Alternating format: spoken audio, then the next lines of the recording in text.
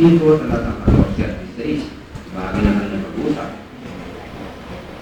At ang setting nila ay sa ating aklat na setting number 13, pagpili sa mata. Number 26. Sa kabataan na nangakilan sa kanyang kapatid. At ang kanilang pag-uusapan sa loob ng 5 minuto na ating susuwayan.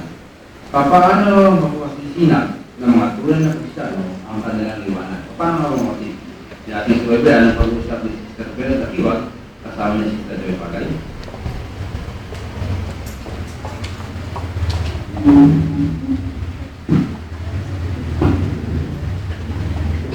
Joy, handa ka ba sa paglabas?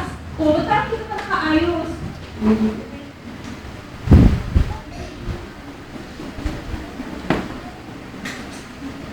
Ate, hindi ko muna ako lalabas.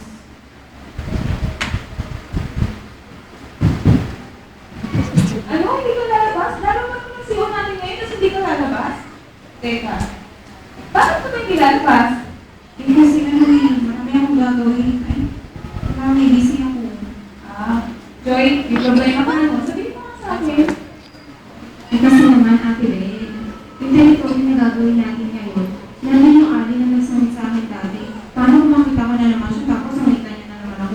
Kaya ko lumabas, natatakot ako. Ganun ba? O sige, ikaw ang bahala.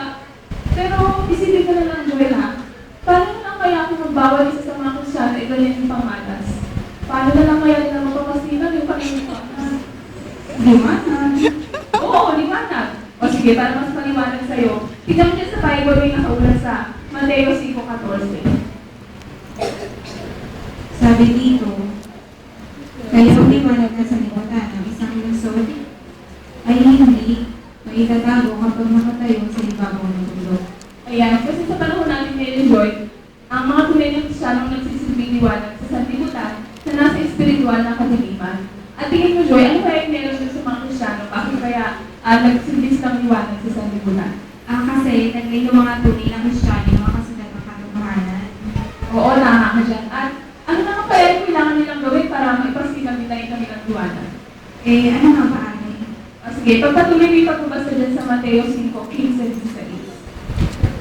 Ang mga tao ay nagsisindi ng lampara at nilalagay iyon hindi sa ilalim ng basket na panukal, kundi sa ibabaw ng patungan ng lampara at ito'y naliliwanag sa lahat ng mga nasa bahay. Sa ganitong paraan, ipasikatin ninyo ang inyong liwanag sa harap ng mga tao upang makita nila ang inyong maiinang na gawa at magbigay ng kaluwalhatian sa inyong Ama na nasa langit. Ayan, so isipin mo, Joy, no, nasa isang madilim na bahay at meron kang isang lampara. Ano ba gagawin mo dito sa lampara na to? Ilalagay mo ba siya sa loob ng isang basket o sa diwa ay itatago mo ba ito? Siyempre hindi, Ate Bel. Ilalagay ko ito doon sa isang lugar kung saan nasisinagan ng liwanag yung mga tao na sa madilim na bahay na yun. Oo, kaya ganun yung kalagayan natin sa ngayon, Joy. Tayo ay nasa isang madilim na bahay at ito nga ay putupot sa libutan na nasa espiritual na kadiliman. At sa tulong naman ng Diyos, may mga ba, ang mga tunay na Kristiyano ay mayroong liwanag at ito nga yung makasunod ng katotohanan. Kaya, Joy, paano kaya may pasisinaw ito sa iba? Siyempre, patuloy mong gagawin ko doon sa maliit na bahay. Ibabahagi ko din yung liwanag na taglay ko. At ito nga yung katotohanan. At sa pamamagitan ko ng pakikibahagi ko doon sa mga ngalan na mabuting balita. Ayan, Joy. At katulad ng panahon ni Jesus, hindi niya gusto na yung mga alagad na itago ang sarili yung katotohanan. Dala lamang ng takot o kaya yung panguusig ng iba. At parang, Joy, tignan mo naman yung binasa mo. Parang meron pa kasi isang tinukod dyan ang kailangan natin gawin para mapasigang yung liwanag. Ano ba yun? Binanggit dito yung pagpapakita ng may inang na gawa upang magbigay ng kaluwalhatian sa Diyos. Oo, at para mas paliwanag ko naman sa'yo, babasahin ko naman sa'yo ng kaulat sa Filipos 2:15.